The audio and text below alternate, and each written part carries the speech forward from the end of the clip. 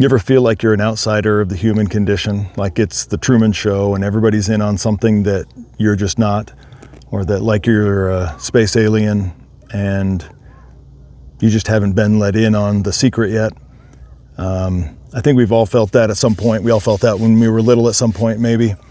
And then realized that, no, that's not the case.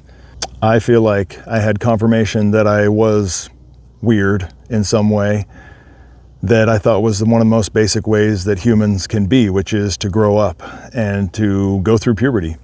And it's something that my body never did.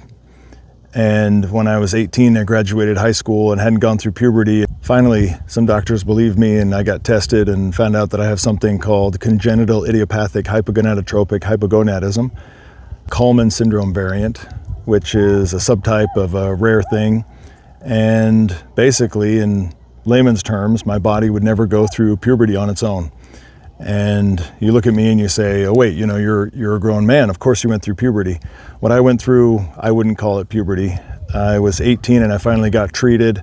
And so in college, I grew 6 inches and gained 60 pounds in 6 months and went through 6 years of development in half a year. And felt like a freight train hit me. And ever since then, kind of tried to forget about it and just go on with life.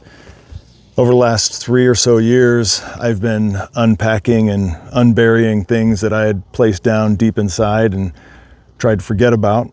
And what I want to do, hopefully in these next few posts, is talk about how something that's super rare, that's unique to just me and a few other people in the United States, how it might be more of a universal story than I think, and something that can help other men to realize that even though their pathway through boyhood and manhood might not be standard, that they too can call themselves real men.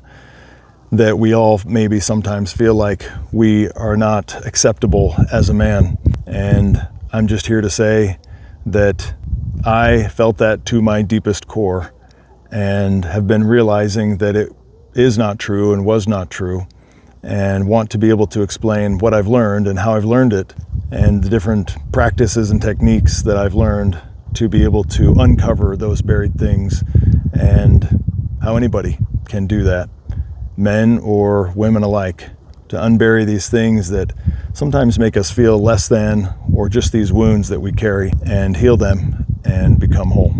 So if that sounds interesting to you, follow along here in the next few posts while I talk about that.